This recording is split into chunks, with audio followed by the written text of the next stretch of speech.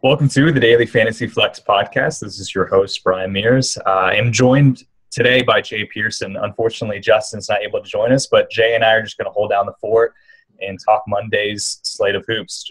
Jay, what's going on, man? How's it going, Brian? Yeah, excited to talk about this slate. We're coming off kind of an action-packed weekend, really. There was a lot going on. Yeah. We had Chappelle's show with Tribe on SNL. We had a nice UFC card. I don't know if you watched that. We actually had some good football games yesterday, like some really good ones, which is super rare. Two great games kind of to close it off. And then, if that's not enough, we go out and get this super moon to kind of cap the weekend. So that's right. It's pretty cool. I mean, I wasn't outside for any of it, of course, but I heard good things. I saw pictures on Twitter, which is the same thing, I think. Yeah, that's what I did. Someone told me to go outside. I was like, why would I do that when I can Google image or I'm just following Twitter. I don't know, man. Yeah, but it looked pretty cool. That's super moon. For sure. Yeah, football, I was looking at the ratings. The game last night, the Patriots and Seahawks, crushed ratings, which shows, hey, if you actually put a decent football game in prime time, people will actually still watch some football. Yeah, they've had the scheduling's been a little off, but they've definitely had some bad games, bad luck, like the Cardinals. We've seen ties, I don't know. There have been some really bad games, but I agree. Last night was a great game for people who care about how good the games are. I just need a sweat, so yeah, different. The problem with football, as opposed to basketball, is you sort of never have a clue who's going to be good. So you have to schedule it before the season, and then you just never know. I mean, a quarterback could get injured all of a sudden. Oh yeah, your matchup that you think is going to happen on Thanksgiving is all of a sudden just garbage. Yeah, it's risky. I know they've changed at times in the past, moved a certain game to prime time. Do that more. Just be sorry, you guys are underperforming. You're playing in London. You pack your bags. Right. Yeah. I think everyone's on board for that. It makes no sense, which is why NBA is the best and why we're here talking about it. So we're going to jump into this slate. It's a pretty good 8-game slate. I actually think it's pretty interesting.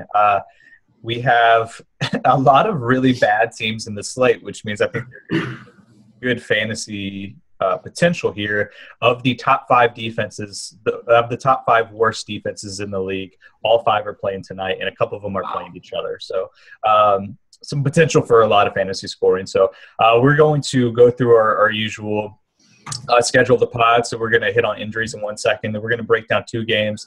The games we're going to break down today is going to be the Celtics at the Pelicans, and then we're going to talk about the Grizzlies at the Jazz. We usually try to do 2 of the higher scoring games, 2 of the more interesting ones. The Memphis Utah game is not that. It is not a high scoring game. It has a total of 188, which is just brutally low. But I think that these are interesting teams in that we're really not sure what to make of these 2 teams sort of in the West. It's just they're just interesting teams with their personnel, some moves they made this offseason. It's sort of hard to figure them out. So I figured it was good just to a couple weeks in the season, take stock of what they look like and what to expect from them. So, Jay, I'll kick to you and let you go through the injury news.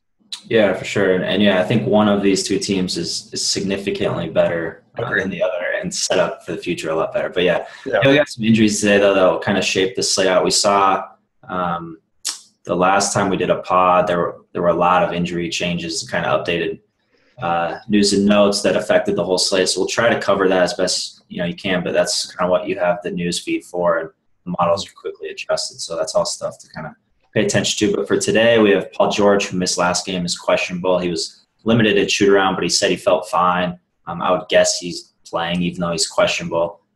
It's Vogel's return, so I expect him out there. We have Dirk, who's a true game time decision. He did go through shoot around. We'll see if he ends up playing with that sore right Achilles. Darren is ruled out once again, that strained left calf. Al Horford, haven't really gotten an update too recently on him. He's still technically questionable for this one, hopeful to play as of the last game he missed, still dealing with the concussion symptoms. Isaiah Thomas is, I believe, not on the injury report. He sprained his left middle finger on his or left hand middle finger, but he should be fine. He said he was fine.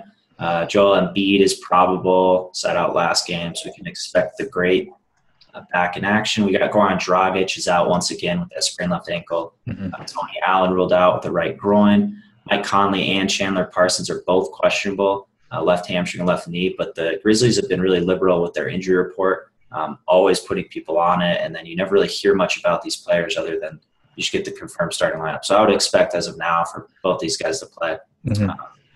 George Hill, questionable with the sprained right thumb.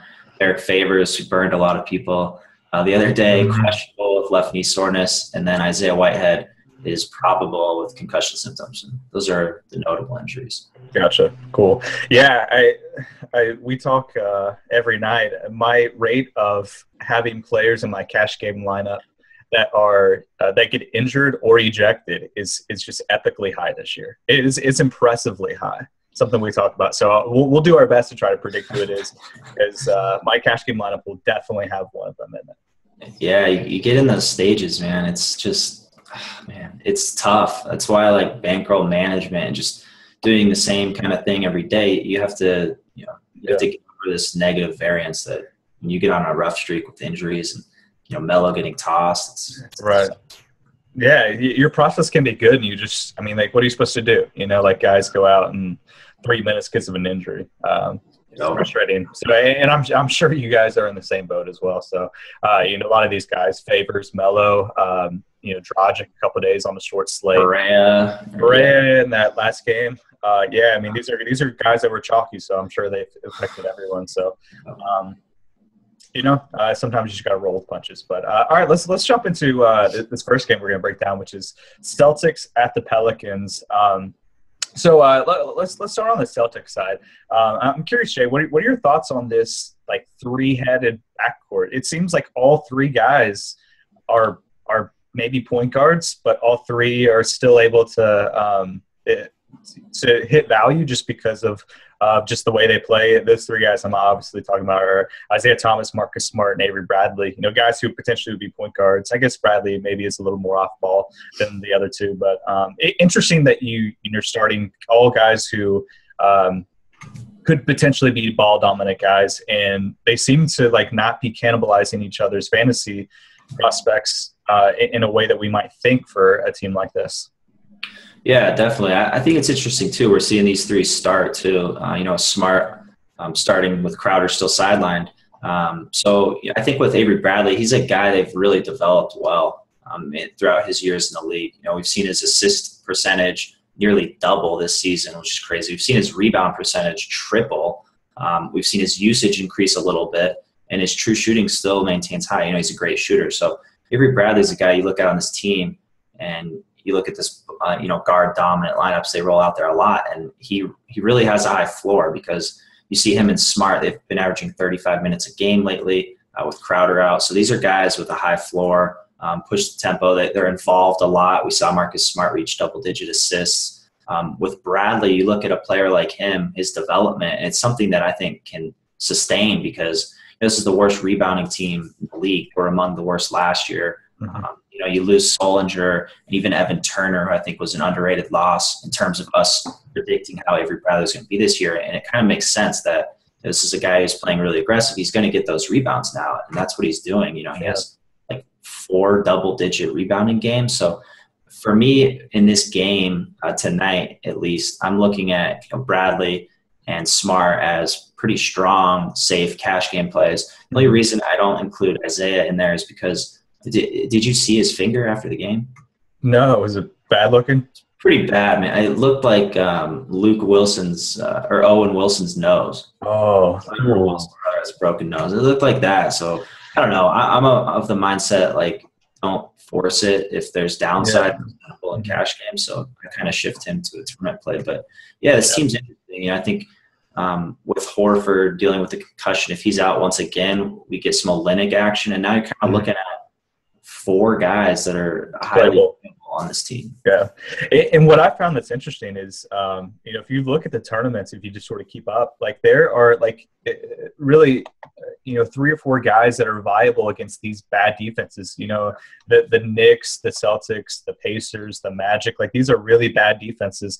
And people are winning tournaments by taking 2 or 3 of these guys. So we usually think stacking is such a bad idea. But when these defenses are this bad, New York's allowing 109.6 points per 100 possessions, which is terrible. And if you have guys that are all going to get 30 to 35 minutes. I mean, it's not inconceivable for them to hit value, especially when, like Bradley's going to shift over to nominally play the small forward position, even though he's sort of a point guard.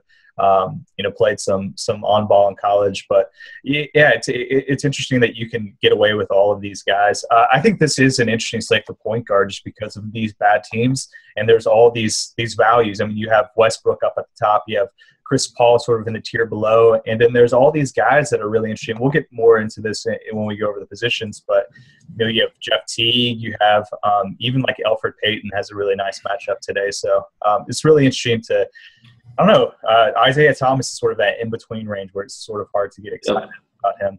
I'm curious your thoughts, and we'll move on to the Pelicans after this. The Celtics have just been awful defensively. We thought they would be good on offense, and they have been. I mean, they definitely have been. They're definitely potent there. But we thought they would be good defensively, and they are not. They have the fifth worst defense, allowing 107.2 points per 100 possessions. So just really, really bad. Is it just the fact that they're missing Jay and Al Horford? Is that the reason? I think it has a lot to do with it, but yeah, there's no doubt. I mean, Stevens will admit they're playing really poor defensively. It's a matter of switching and rotations, and they're just getting beat a lot. And you look at like Avery Bradley, a good on-ball defender, but it's not going to do that much if the team's not getting back and setting position on defense. So they're just getting killed. And yeah, I put a lot of stock into Crowder's defense. He's kind of a a defensive stopper in regards to Avery Bradley is, but more size. The 5 games he's missed, they've allowed 111 points per game on average, so pretty bad. And then the only 2 in those 5 that were held under 100 were the infamous Melo ejection game, and then lately the last game when Paul George didn't even play. So you look at that, and it's even a higher average really when you break it down like that. So yeah, it's been really bad. And I think you look at the Pelicans in this game and you say, okay, all these teams are putting up a lot of points. How are the Pelicans going to reach that? And then, that's how we'll break down that team. Yeah, for sure. Yeah, and it's not like they're playing, really hard teams. Their strength of schedule is 15th out of 30 teams this year. They obviously have a top 5 offense, but they're not playing at a fast pace either. So there's really no excuse. I mean, there's nothing that you can just point to and say, all right, that might be the reason, other than just the fact that, they're missing potentially their 2 best defensive players, and the rest of the guys just haven't been as good. So that'll be something to note. But, I think the data is going to be skewed later in the season because I think they're going to eventually get better. But right now, I think it's the time to take advantage for sure. Yeah, but real quick before we move on, I think the most intriguing guy to me, you have Avery Bradley. I think he's strong, even at his price. He's providing a very high floor. We have Marcus Smart, 5,100 on FanDuel. I think that's totally fine. But Olynyk is the guy I'm strongly, definitely keeping my eye on here. If Horford's out, this presents a huge mismatch for the Pelicans, his offensive abilities. And he's only 4K on FanDuel. So the center position could get very interesting today with the cheap options we have, very viable options in cash games. I think at tournaments, it suits for a very nice tournament day if everybody's going to be on one of these guys in chalk, and you can leverage onto similar value plays. Yeah, agreed. Yeah, Olynyk has crushed value in his last 2 games and only bumped up barely in price. He was bare minimum 3.5 the last 2 games, and now he's up at 4K in a really nice matchup. So yeah, he's seemingly sort of an easy chalk play in cash games if those guys end up not playing. All right, so let's flip over to the other side. What do you make of this team? I mean, I saw a stat earlier that Davis is playing with 3 guys that are playing 25 plus minutes that have usage rates like 10. So I mean, it's not saying that these players are really bad. I mean, I think that they're pretty bad, but it's just like epically low usage rate. Like no one can create their shot. Like literally no one can create their shot. I mean, it looks like eventually we'll have Drew and Tyreek back, who can eventually create some offense. But right now it's just everything is through Brow. I mean, he literally just has to create everything on offense. It's sort of the Westbrook, except Brow's not a point guard. So it's tough. I mean, it's nice for fantasy prospects, but it's tough. If there's a team that can to shut down Brow, all of a sudden this is it's a blowout. Mm-hmm. Yeah, absolutely. You look at this. I don't know, man. It's just really sad looking at his team and looking at Anthony Davis and the talent he has, and like it's just wasted almost in a way. This team is pathetic. They're the 26th ranked offensive team in the league, 22nd in defensive rating. It's just bad all the way around. Whatever way you break it down, it's bad. I think Alvin Gentry will be gone before Thanksgiving even. Is a realistic timeline. But that said, I think for our purposes, like I don't care too much about this team loses the next 40 games. I care about if Anthony Davis is in a good spot, he's not going to get injured. We saw him last game leave briefly with back issue, tightened up on him. He is not listed on the injury report, said he's good. We are well aware of this with his history of taking on that risk when you roster him. I think this is a slate. You kind of have these three studs. You have Westbrook, Harden, and Anthony Davis, and it's kind of in a spot where you have to play two of the three, and it's going to be interesting to see which one you fade. I think people got a flash of Davis's downside when he left the game last game. He's very fragile. We all know that. So you look at this spot and just this team, and you're right. If he doesn't have it going, you kind of look and you're like, okay, there's no way. Yeah, these usage rate guys are going to get him in the game, keep him in the game. I think you're muted. Sorry. Yeah. No, I completely agree. Yeah, it's tough. I mean, it's part of the reason that we're so excited about the Timberwolves is not only do they have young talent like Cat and Wiggins who went off last night, just crazy game, and Levine and all these guys, but like they're all playing together. Like you can see them grow, and poor Brow is just stuck like nothing. I know.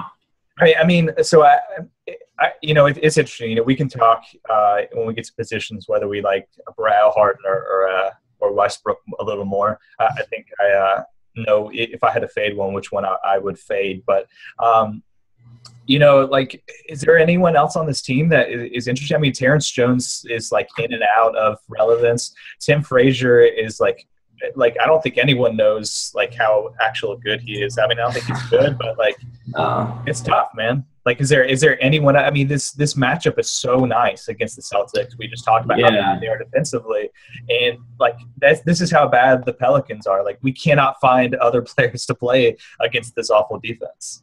Yeah, and for Brow especially, this is a team that's 29th in rebound percentage. So you're looking at like an automatic double-double for Brow. And Olynyk, yeah, I mean he's going against Olynyk as the center, who is one of the worst rebounding. He just plays outside. I mean, it's not. I mean, he's right. No, it's good. It's good for both of them, I think, in this spot, assuming they get full minutes. But yeah, I don't know. Boston gets their shots blocked a lot. I mean, you look at everything about Brow, and it's good. It's good for cash games. It's good for tournaments. And outside of him, I think, you start with Frazier because he's kind of the only other guy who's flashed a somewhat consistent upside.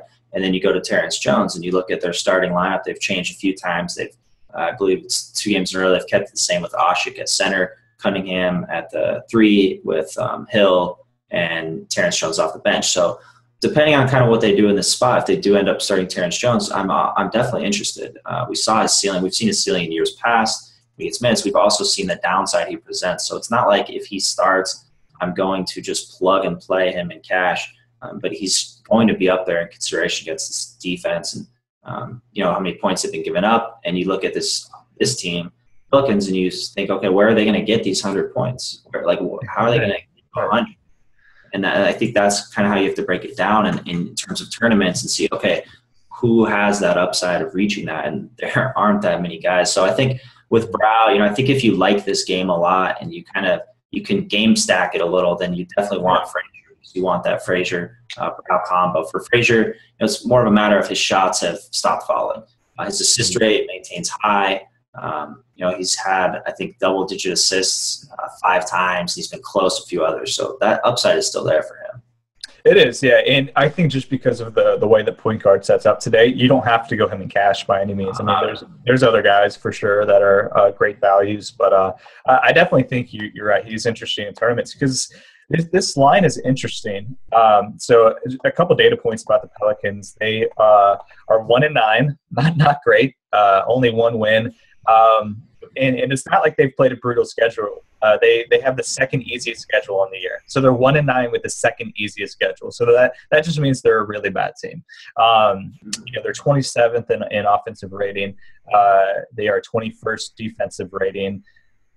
So I mean, this isn't good. But then you look at the line, and they're only 4.5-point dogs, and implied score currently 104.25 points. So my question for you, Jay, is what does that mean? What does that line say more about, the Celtics or the Pelicans? I think if you break down the Pelicans, they've had some really brutal losses, end of game lapses. The overtime game, I think, was against the Suns, where they just didn't give it to Brow at the end of the game. And they've had some bad losses in terms of starting with Alvin Gentry, just the offense lagging at times, crucial times where they need to create a shot. They can't do it. So I don't think they're as bad as their record indicates, of course. But, I don't know. I look at this line, and I think there's a lot of overweighting on the Celtics' recent defense, and you're looking at an offense that's not strong and kind of not realizing that, and maybe looking at how many points Celtics have been giving up and saying, okay, there's no way the Pelicans don't at least break 100. But the more you break it down, it's like, who's going to get there? Right.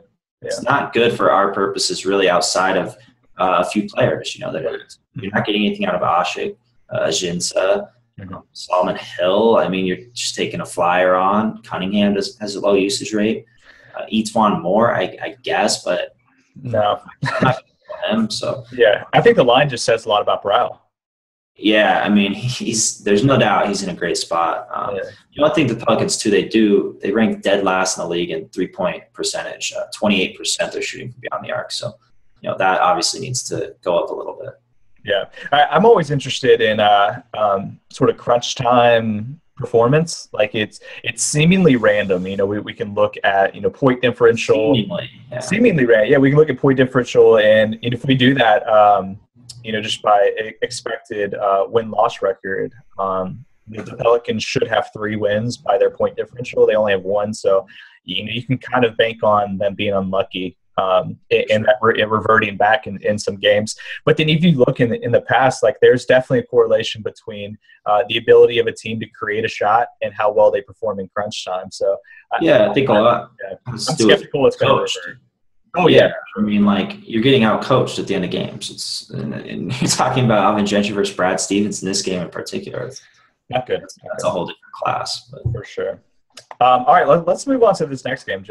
Let's talk the Grizzlies versus the Jazz. Again, this is a brutally low total, but I definitely just want to. It's 188. So I mean, this is about as low as we've seen this year. So not a whole lot of scoring. These are sort of two just defensively minded West Coast teams. They've sort of been that way for years. So I think this is interesting, but I really just want to, take a second just to talk about these teams, even though it's seemingly not a game you want to target with all the high totals and bad defenses. And this is a game that really stands out as maybe one to avoid, but I don't know. I think these two teams are interesting because no one really has a clue what to make of at least one of them. So just looking at the line, the Jazz are 6.5-point favorites. So both teams are implied to score not many points, but Jazz are a little bit higher there. So let's start with the Grizzlies because I think that's the team that I think people aren't really sure what to make of. And my take is that they're really bad. What are your thoughts? Yeah, I think they're bad. I think they're really bad in terms of I just am not sure of the upside they have. They went out and grabbed Chandler Parsons, which I think in their spot it's something they needed to do. They needed a player who fits in this era of basketball. They'd have terrible floor spacing. They didn't have 3-point shooting at all. They're 27th in offensive rating this season. I know it's slightly skewed. We talk about because Parsons has only played a few games and he's not 100% at all, but it just feels like with their personnel and their mindset that they're just slightly behind other teams in, players, offensive schemes, kind of what they're doing. They rank 25th in 3-point percentage. They have Zebo, who commands the highest usage rate on the team, who's an overall inefficient player at this stage of his career. So, yeah, I look at Memphis, and I don't think they're good at all. And then looking at this game is very interesting. I think you look at both teams here, and the two things they have in common, they both play slow. Grizzlies are 23rd in pace. Jazz are dead last in the league. They are both defensive-minded teams, but more importantly, both teams are completely absent in the transition game. They rank 28th and 29th in frequency. Grizzlies are the worst team in the league with transition offense in points per possession. So you're looking at both these, and you break down this game, and you look at the low total. This is going to be a half-court game. So when you evaluate these players, you have to acknowledge that and look at who's going to benefit from a half-court game. I think for the Grizzlies, it's bad for them because the Jazz are so good defensively that they're going to have plenty of time to establish their defensive positions and protect the paint with Gobert. Favors line up well. So it's kind of, for Memphis, it's not a good spot at all. Yeah, I mean, if you just look at their players, their top two players in terms of offensive efficiency this year. First is 40, and I'm just looking at guys who actually play, so minimum of 240 minutes on the year. Guy number one is 40-year-old Vince Carter. Not ideal. Yeah. Number two is a little bit younger, but not a guy that we just are terrified of, James Ennis. So, I mean, these are the two best offensive players for the Grizzlies. So, I mean, you're right. There's the thought process that they're going to get a little bit better once Chandler can play more than, however minutes, 15 minutes a game or whatever. But, I mean, it's a question of how good is that going to be? I mean, like you said, they're the third worst offense in the league. I mean, we were talking off the air, like, what does Parsons mean for the team? I mean, he's a good player, but is he going to get them, past league average? I don't think so. And they're league average defense this year. And it's not like they've been playing tough teams. I mean, they have the fourth easiest schedule this year. So I'm really down on this team. I don't think they're any good. I'm a total fade on them tonight. I don't think that's a hot take by any means, but I did want to break down this team just because I think people think they're interesting. I mean, their record's not that bad. They're 4-5. They're 9th in the Western Conference. People think that Parsons is all of a sudden going to make them, like jump up into like the 5-6 range. I see people, talk about this team like they have some upside, and I just really don't get it. So I did want to break this game down, not because it has a high total, but just because I think this is a team to fade for quite a while until the market sort of adjusts to how bad they are. Yeah, I think Parsons is pretty big for this team in terms of what they're lacking. He basically has all of that. I don't think Parsons is an incredible player, but he's going to provide a lot. In terms of DFS, I think his return, for us is a net negative almost, in that we want Conley when he has to carry an offensive load. We want Gasol when his usage rate increases. So that's kind of what we want. So now we have another guy who has the ball a lot, commands a relatively high usage rate, and it kind of just makes these plays very situational. And obviously going against the Jazz is not that optimal situation. So we can kind of, I think, ignore them. And, I mean, the only thing would be if Conley and Parsons are questionable. If that goes south, and even then, though, you're still looking like, who are you going to go off the bench? We've seen Baldwin draw a start. We've seen Harrison be completely worthless with the start. So it's really rough here, even on the bench. It is, yeah. Interesting. One of the biggest indicators to me last week, I think it was, I don't know, Thursday or Friday or whatever, that Memphis was so bad was that they were playing the Bucks, who are not a good team. And the Bucks were playing on, I believe, a second night of a back-to-back. They had just lost to the Mavericks and the Pelicans. So it was the only game the Pelicans had won. So, I mean, like, this Bucks team did not look good at all. Are playing on a second night of back-to-back. The Grizzlies hadn't played in like 5 days, and the Grizzlies were 5-point dogs. Like, that really showed me that the Grizzlies were bad. And that, because I was trying to figure out what that line was, and I was like, either this line is wrong or the Grizzlies are just really bad, because there's no way they should be this, dogs significantly against this Bucks team. And they ended up losing by more than 5. They couldn't even cover the spread. So, I'm really down on this team. And, we've talked, about Gasol and Conley, but even with Parsons out, I mean, they just haven't flashed the upside. I mean, Gasol has played 30-plus minutes and really hasn't done anything the last couple of games. I mean, he's had some well-rounded lines, but, I mean, it's just not high usage like we would typically expect. So, I mean, if this is the peak, which is 33 FanDuel points in 35 minutes against the Bucks, playing against Miles Plumlee, who is perhaps the easiest matchup per opponent plus minus in the league over the last year. If 33 FanDuel points is sort of the peak, the ceiling, it's hard to get excited about this team for the next couple weeks. So it just depends. I mean, with Gasol, I think I've cashed him I think twice now, and that's more. I like them staggering Gasol and Zebo. I like that a lot. Obviously, that's a huge net positive for Gasol. But I think for him, it kind of had to do more with price. He was severely underpriced at times this season on both FanDuel and DraftKings. I've used him quite a few times on each site. But it's going to continue to be like that, where it's going to highly depend on his price and individual matchup and kind of the team around him, if anybody's out or not. And overall, I think Gasol's fine, and I think he's the guy I would most likely roster out of anybody on this team on a regular basis. But yeah, it's going to be very situational going forward. Yeah. All right, enough about them. Let's kick over to the Jazz real quick, and then we'll run through these positions quickly and keep this as short as we can. I think it's always interesting, when we look at the Jazz, they're always playing in one of the lowest implied or the lowest total games of the slate. So it's sort of like they're always just maybe a little more overlooked than they should be, just because like you look at the game, you target the highest total games, and they're never anywhere close. A lot of that's because of their defense. But I think that's just something to note is the fact they're always playing in the lowest total game. So, you're getting like sort of the market price of that. Like you're getting Hayward at the price of playing at such a slow pace in a low total game. So it's not like all of a sudden he's playing in this game that is really bad for fantasy purposes. This is just the norm for them. So we can start with Hayward. He's put up 40-plus FanDuel points. I was a little skeptical. I thought he was going to have to sort of get into the flow of things. He was going to have to get going with this broken finger in the offseason. But no, playing 30-plus minutes, dominating it just right away. So, and I don't think he's quite priced up enough either. So he continues to be really intriguing, especially with the. I'm not sure when Hill's going to return. He's been questionable for a couple games now. Do you have any read on that at all? Yeah, with Hill, they initially said it was a very minor injury. So I'm actually really surprised he's missed it. I think it's been 5 games, 4 to 5 now. Yeah. No, not much. It's just more of just hoping to be back. I assume he'll be back any day now. I could definitely see tonight. It might be next game.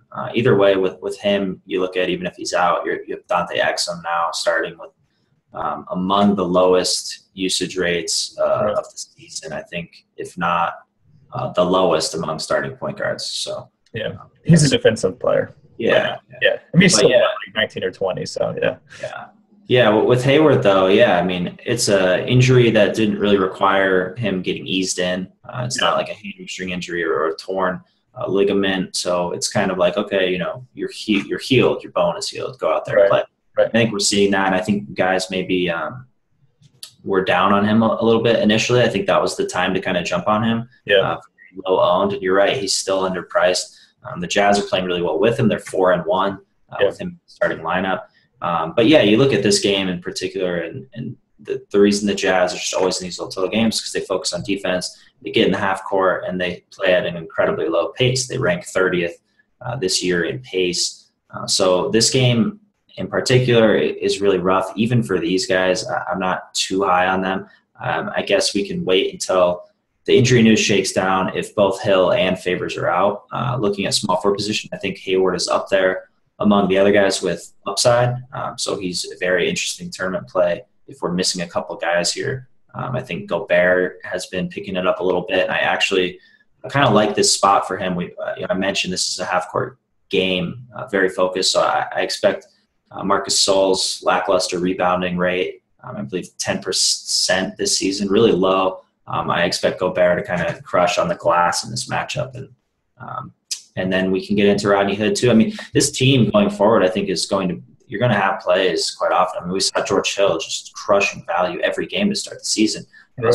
Hayward, we saw Favors at 5,900 on FanDuel, back-to-back games, crush value before you had to go out and roster him and get injured. Had Gobert a couple times. I think he's coming into some plays here now if Favors is sidelined at all. So this is a really interesting DFS team. and I think one that, like you said, is often overlooked because they're in these low total games.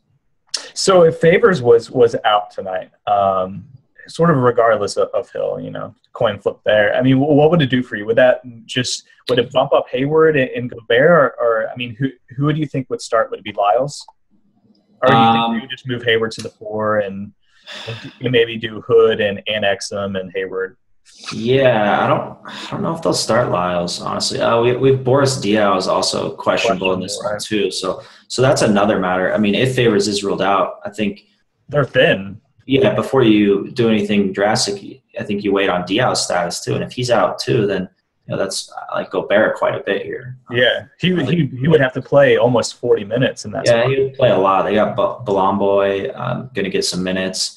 But they could start Joe Johnson. He's been playing. Yeah. I think they'll keep him off the bench. I like what they're doing with Mac off the bench. You don't really want to throw him out there with Hayward. I don't know. I'm anxious to see what happens with these injuries. I know if George Hill is out, I'm not going to roster Exum or Mac. There's just a lot of downside there. Favors is out. I think things get interesting. I certainly think it helps Hayward too. That's just more of an increased usage rate for Hayward, and that's kind of what we want to target here in this spot. Yeah, and you look at Gobert. I mean, he's only 6'6" on FanDuel. Pretty cheap on DraftKings too. And we project ownership on FanDuel. He's only at 2 to 4%. I mean, so that's really intriguing. That might bump up a little bit if Favors is out, but with this, how low total the game is. I mean, 188. I can't imagine that people are really going to all of a sudden just absolutely load up on Gobert. Yeah, it's tough because in theory, I love the tournament play. We have all these guys. If you have Olynyk, you have Embiid, you have Capella, who we'll talk about. You have all these cheap centers that there is just no reason to really go Gobert, even with Favors out. And then in tournaments, you look at it, okay, what's his ceiling above what these other guys are likely to do? And it's not that much higher. You're right. To the point where you're like, okay, Andre Drummond could go for 60. I don't think Gobert kind of has that. So he really has to have a monster game. And then you those cheap guys, those 4K guys, to just dud. And it's doable, but I wouldn't go crazy with Gobert and just lock him in, as kind of your contrarian core. That's fair. Yeah, he's at a weird price point, at 6'6" on FanDuel. And then if you look, Whiteside and Drummond are up in at 8. And then, you have all these other guys with, Embiid at 5, just a little bit, two less than Gobert. So yeah, it's tough to sort of justify him, especially over Embiid. Oh man! But he might play 15 more minutes than Embiid. So yeah. I mean, I like Gobert. Gobert. If Favors is out, I think he's a fine tournament play. Cool. All right, let's move on to positions, and we'll run through these as quick as we can. Obviously up at the top, we'll start with point guard. A pretty nice slate here, I think. Westbrook and Paul. Westbrook just coming off this ridiculous triple-double where he had 40 points, 12 rebounds, 16 assists, only 2 turnovers. I think it's interesting. He's just using so many possessions, and he's putting up a 42 usage rate, which actually sort of undersells how important he is because usage rate doesn't account for rebounds or assists. So the fact that he's triple doubling at such a massive rate sort of doesn't account for just how much percentage, how much of the offense he's initiating. So he's interesting, but he's way up there. Then Chris Paul is really interesting as well. He's at 9.2 on FanDuel. He's at 8.7 on DraftKings. But he's sort of in a weird price point. He goes Westbrook, dropped down 2,000. Paul dropped down 1,000. Isaiah Thomas dropped down another 1,000. And then you get into all the sort of value guys where you're looking at Peyton, you're looking at Smart, you're looking at Frazier. You have Jeff Teague against the Magic. So it's really interesting. It seems like it really sets up with all these bad offenses to go cheap point guard. But Westbrook's sort of hard to fade at this point. What are your thoughts on this position? Yeah, Westbrook's really hard to fade, I think, at this point. He is playing a road second leg with back-to-back. That's probably the only concern I really have with him, and it's honestly not too much of a concern because he's a machine. I mean, this dude played with a dent in his head. I'm not too worried about him traveling and putting up another triple-double here. But you do have to factor in the price. Of course, he's very expensive. I think on FanDuel, where you're going to anyways, and the roster cap is a little bit looser, I think you can get away with it. But I do think you're going to have to sacrifice either Harden or Anthony Davis. And that's a question of if you want to do that. All three possess that high floor. Of course, you want to go all three. It's easy to say. It's just not as realistic. Although I was curious. I did lock those three in the optimizer. And the lineup was actually, I could get down with it. It's not bad for a tournament team. I kind of liked it. It has a lot of sneaky upside there. Because you have Olynyk, you have all these cheap guys. Yeah, you got some cheap guys, so it's doable. I think in tournaments, I mean, why not? I mean, throw some big three. Like these three players have ceilings that no one can. Yeah, it's crazy how high their ceilings are compared to everybody else on the slate. Outside of Embiid, his ceiling is untapped. But yeah, I think you start with Russ, and that's a matter of if you want to play him based on where you're spending up at other positions, where you're saving. And then I think you drop down to Marcus Smart, especially on FanDuel. It's a very strong play at 5,100. We kind of talked about him earlier, but that minutes, 35 per game over his last three, his increased role. So that's all something to like. The great matchup there. So I'm fine rolling him. And then we get into JJ Barea, another chalky kind of value play who Darren has not been ruled out. I would like, if Dirk is out for Barea, they'd play more small ball. Could have an even higher floor, I think. But either way, I mean, he's just been producing big time. You look at his sample size, and he's just he's averaging 30.6 FanDuel points per game in his 4 starts that he's had this season. You still got Devin Harris sidelined, Darren out. So I'm not too worried about Barea here. An interesting thing, we are talking about point guard. We have to bring up now James Harden on DraftKings is point guard eligible, I believe, for the first time this season. So that's another thing you kind of want to do. I think generally with DK roster construction, multi-positional eligibility, you want to nearly always start Harden at shooting guard, of course, because it's an overall weaker position. There's oftentimes more value at point guard to where you want that elite play in your weak overall position, which is shooting guard. I think in tournaments you can get a little creative and maybe roll, see what kind of lineups come up. Maybe not on this slate. I think this slate you keep him in shooting guard, but other slates maybe where you got DeRozan, a couple other shooting guards, cheap value, you can mess around with Harden in your point guard spot. Yeah, I like that call. Yeah, there's definitely a lot of edge if you can figure out that sort of strategy that you want to do with multi-position eligibility on DraftKings. So looking at this tier in this like 5-8 to low 6 range, we have Barea, we have Teague, we have Payton, and we have Smart. How would you rank those 4? I'll go first. I would go Smart, Barea, Payton, and then Teague. If I had to sort of like rank, how my likeness of them. Yeah, I'd probably go Smart in terms of who I'm most likely to play, Barea, Teague, and then Elf. So you're off Elf. Okay. I mean, really nice matchup. Yeah, I think. The top 2 are clearly chalk. Barea and Smart are chalk. The other 2 are tournaments. Pivots at a similar price range. I think for me with tournaments, I'm going to pivot a bit more. I think Teague on FanDuel is still underpriced. Magic are allowing a healthy plus minus of 1.5 to opposing point guards this season. But I'm more looking at guys like Chris Paul as a tournament play. Sure. And that's in a spot where you can't really go him in cash with that 14.5 point spread at home. You're just really risking the fourth quarter there, which is a lot of downside. And then a guy we mentioned earlier as well, Isaiah Thomas, I think is a great tournament spot. You're looking at a very high team total. It's more just the finger that does it for me, where I'm going to be off him more than probably most people in cash, even though he does have a favorable price on DK. But those are kind of my tournament leverages. I think, we have some value guys in like Sergio Rodriguez. They have a 101.5 team total. Which is interesting, facing Houston, 25th in D rating. We have Tyler Johnson, who I think is interesting, but it's not a spot. He's kind of had a rough draw with Dragic missing 2 games because they played the Jazz and now the Spurs. And Richardson started at point guard. Right, yeah, but I think he's shooting guard on FanDuel. We'll get into him. But yeah, Tyler Johnson too. I mean, they both see a spike, of course, with Dragic out, but it's unfortunately not the best times to use that. For sure. I think Elfrid's interesting. I'm curious what people are going to do with him, just recency bias. I mean, he put up 50.9 FanDuel points last night against the Thunder, 23.7 rebounds, 9 assists, hit 3 threes, which is a little weird for him. But, I mean, this is the continuing thing of point guards against the Thunder are interesting just because Russ is sort of taking such a break on defense. We've seen some massive games. I mean, Peyton put up 8.6 points, 8.6 FanDuel points against the Jazz. You know, and even before that, he's just, it was awful. Yeah, and so then inconsistent. And then put up a 50-er on.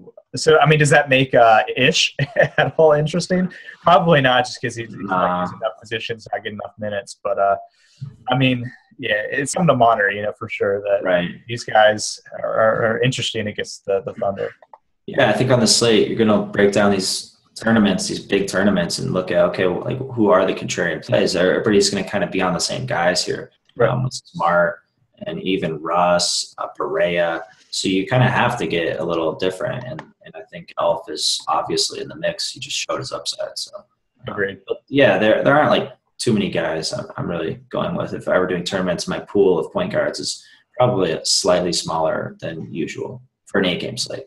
Yeah. Okay. Let's move to shooting guard. I think we've talked enough about Harden. He's good. He's good. I mean, he's put up just massive amounts of points. I think he's been about 50 FanDuel points in each of his last 6, and the last 2 were both against the Spurs. So it's not like he's playing easy competition. He's just dominating great teams. So probably the MVP right now in the NBA. I don't know if that's a hot take. Yeah, man. It's wild watching him with D'Antoni. I mean, he has the 5th highest usage rate in the league. Or what is? Yeah, I believe. Yeah, he's up there. Yeah, he has 3 more assists per game than any other player. Yeah, like his assist rate is 13 a game. Yeah, he's the highest assist rate in the league. Yeah, it's 58%. Russ is 53. True shooting is high. I mean, it feels like his floor is like 50. Basically. Oh, that's what it's been. Yeah, I mean, he's been playing the Spurs, and the last 6 games he's been 50 or higher. Yeah, it's ridiculous. So I don't think we need to spend a whole lot of time on him. No, he's been good. I can understand if you want to pivot away in cash just because he's playing the 76ers. You know, that sort of like the Chris Paul. You know, there's a large spread. So you know, if you want to go Russ and AD over him in cash, like. I understand that narrative is what I'm saying. Yeah.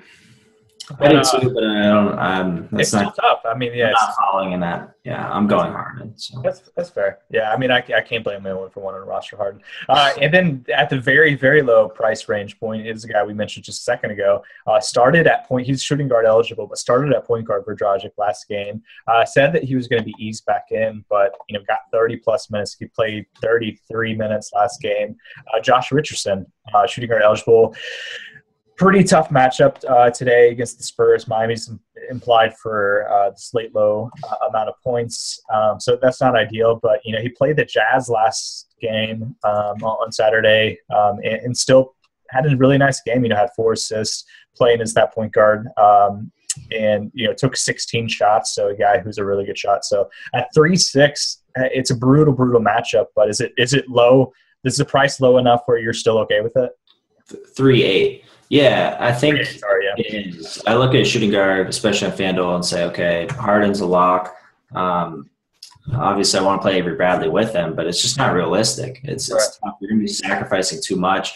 Shooting guard in general is the position that most sharp players you don't tank, but that's where you look to save on slates where Harden doesn't play.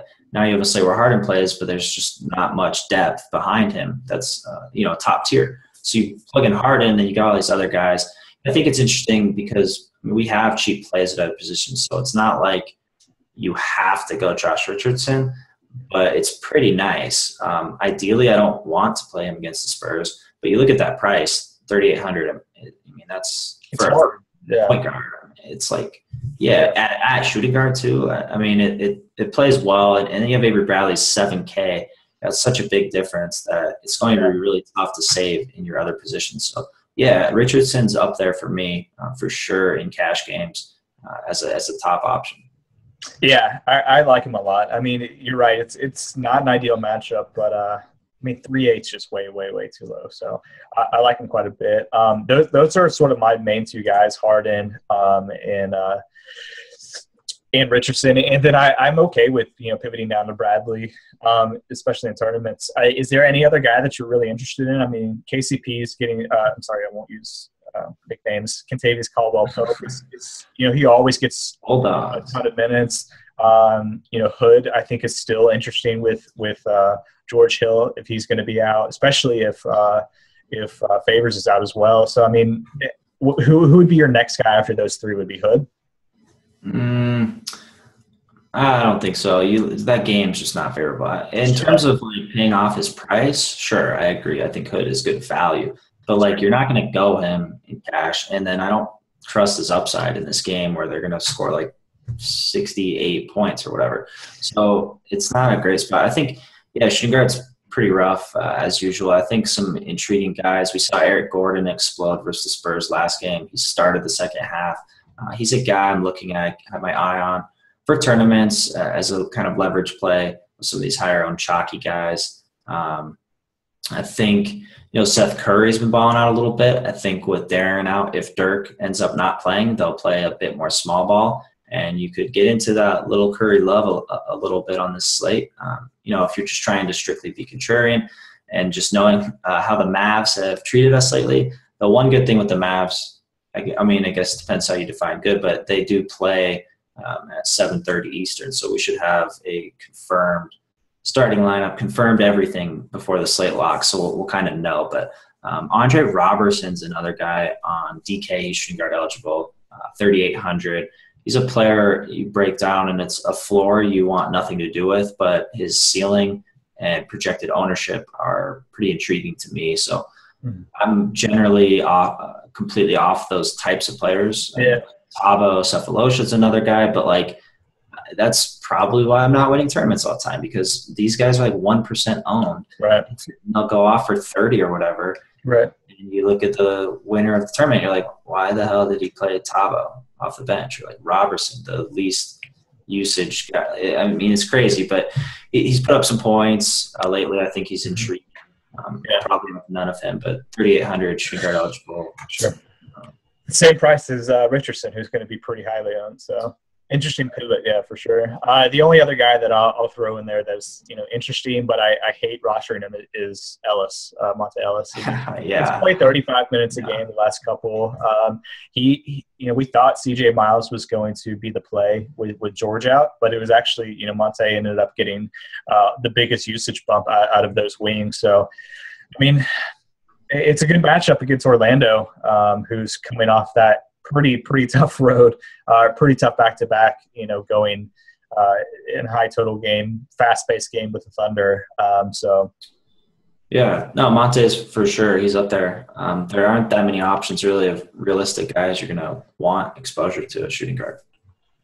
Yeah, for sure. All right, let's move on to small forward. This is the pretty tough position, I think, today. I mean, we have some interesting names up top. We have Kawhi, Carmelo, and Hayward. Paul George, like we mentioned, is questionable, and then it drops down pretty significantly to very significant, to guys that we're not interested in. But it's not like Kawhi and Melo and Hayward. It's not like they're super underpriced either. So kind of maybe a little bit, but you're not getting ridiculous value on these guys. So it's interesting. Yeah. You sort of almost have to pay up for them, or at least you feel it, because you look at, those three guys and then you look right below them and it's like, oh gosh, I'm looking at Winslow against the Spurs. I'm looking at, Hollis Jefferson went off last game.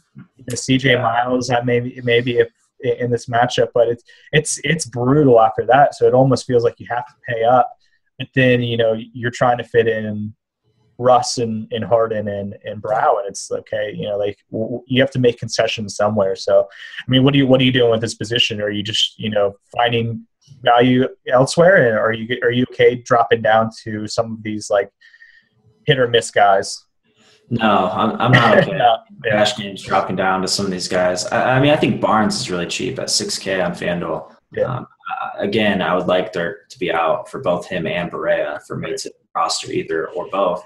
But, Barnes has just been playing massive minutes. He possesses a high floor at this point. If Dirk's out, we can talk about Barea. They're going to be playing more small.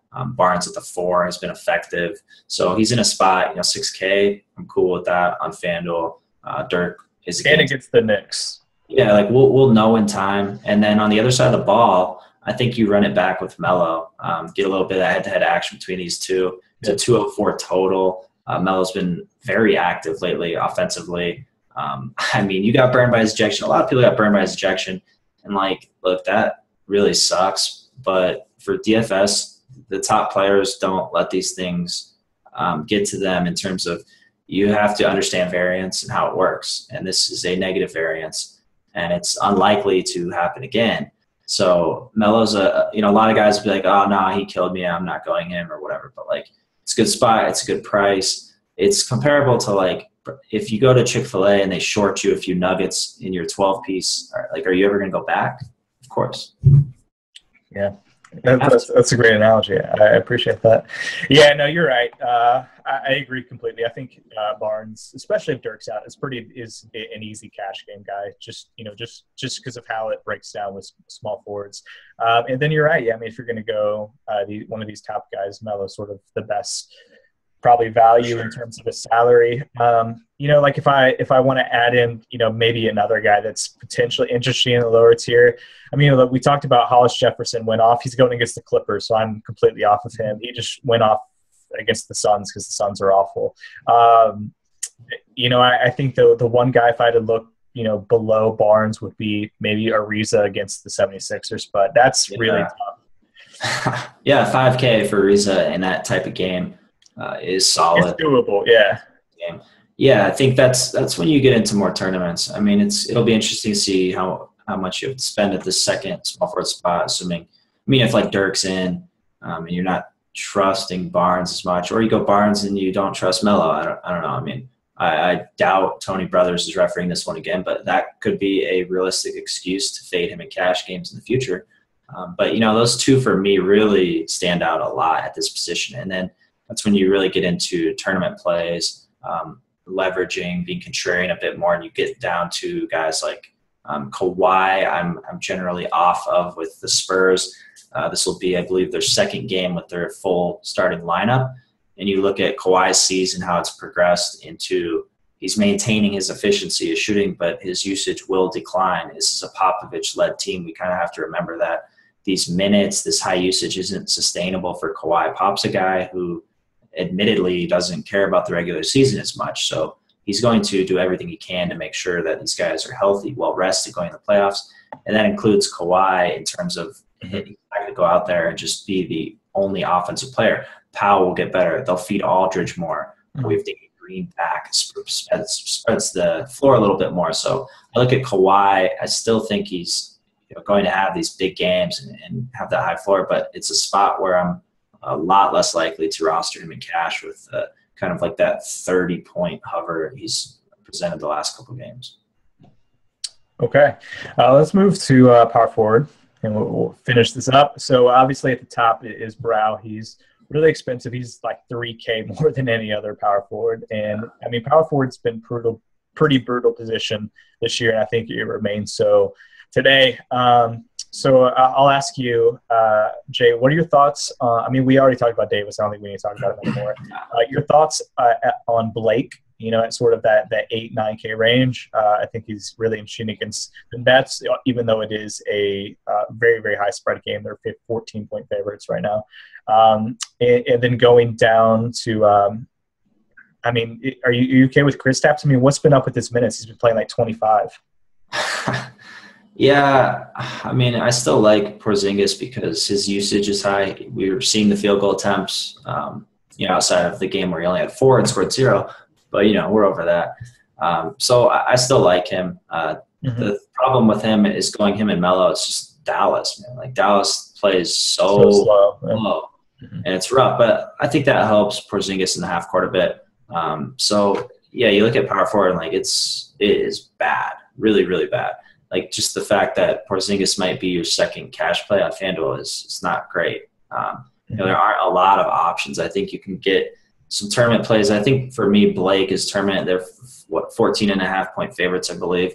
Yeah. And that's a spot where you're just kind of conceding that fourth quarter almost in terms of how they've been playing and their opponent. So it's tough to really go him, and you're paying for it too on a slate where you have these studs where you're probably going to sacrifice one if you're paying for Blake, and you might get 3/4 out of. We've seen Enes Kanter have 2 strong games in a row, tournament play, but this just means getting 4 points today for sure, 100%.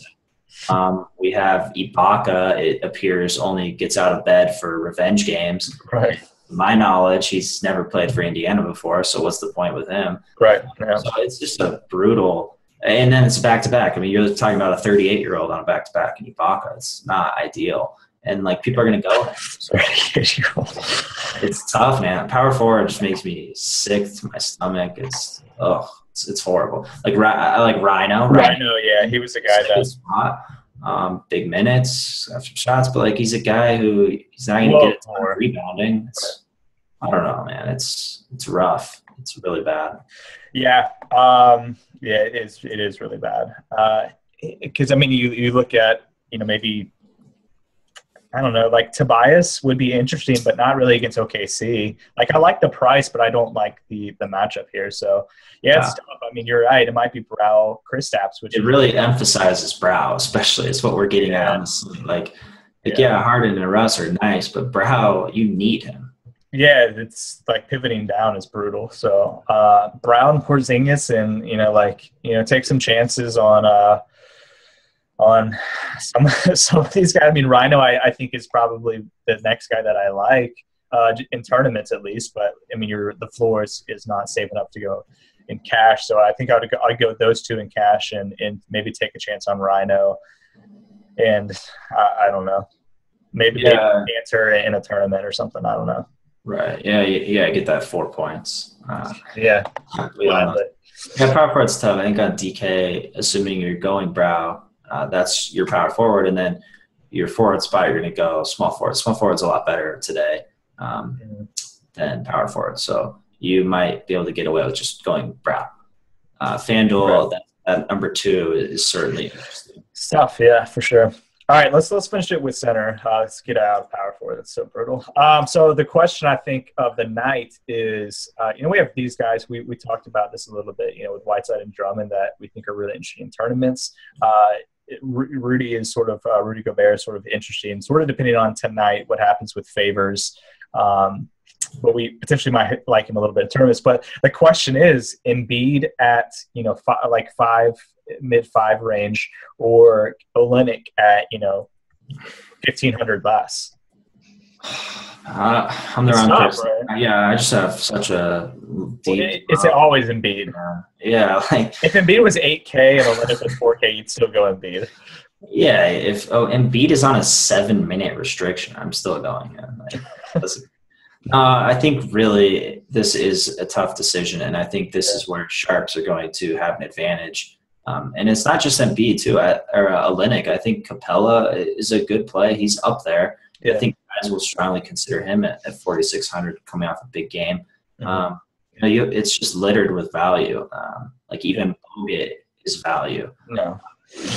Never Bogut, yeah. Never Bogut. Until he's a late scratch, of course. Yeah, right. So, I mean, in cash, you're most likely looking at either Embiid or Olynyk, and that's if Horford's ruled out, which I think I'm on the side that he's leaning out. Yeah. Something you have to monitor, and I don't know. I mean, personally, I'm hoping Horford plays, so I don't have to really make that decision. Yeah, if Horford plays, like Embiid is the easiest cash game play of the night. Yeah, just lock it in. Okay, I agree. I think I would lean Embiid over Olynyk. Sort of independent, like even if Horford was out. It's tough, man. Yeah, it's really tough. But honestly, this might be a situation where you build the rest of your lineup and like you're okay with what it gives you. Right. Like if they're both good plays. Yeah. So get Brow in there. Get the guys that you really like feel like you have to get, whether it's Melo and Barnes. Just like the positions you don't feel great about. Get those guys in. And like if you have to pivot down from Embiid to Olynyk, that's not a bad thing by any means. So I think it's pretty easy to go those two. I'm going to have a pretty small core of centers tonight. Those two, and then I'll have some Whiteside and Drummond. Do you have a preference of those two?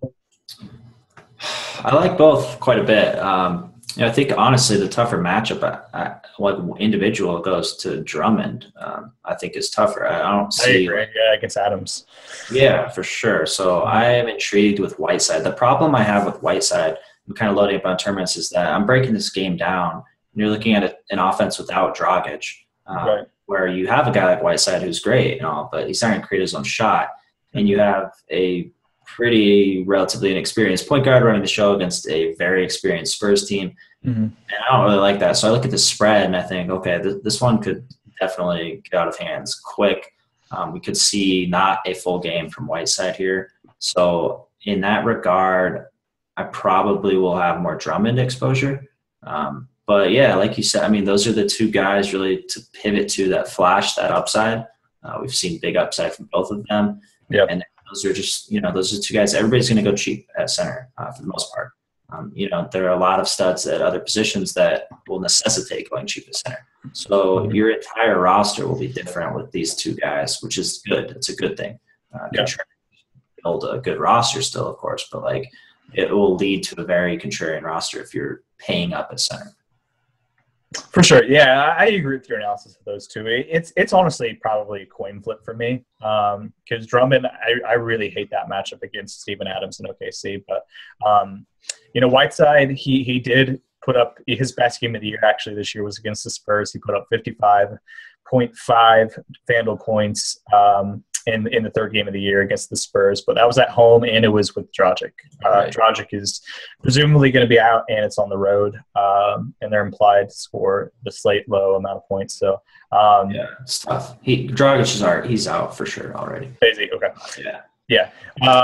Well then, I mean, maybe slightly lean Drummond, but I don't know. They're a coin flip for me. They'll be the guys that I have just because they have the ceiling to beat a tough matchup. I'm going to keep sort of exposure low and sort of build around these other studs at other positions and sort of spread exposure with lineup building among Embiid and Olynyk. So. Right. And then, we touched up on Gobert, and I think even now breaking down the whole slate, basically position by position, it's even more unique position for him with his price. Yeah. Just these cheap guys, Capella, Embiid, Olynyk, and then you have Drummond and Whiteside who flash upside, and Gobert's just like a forgotten player. Right.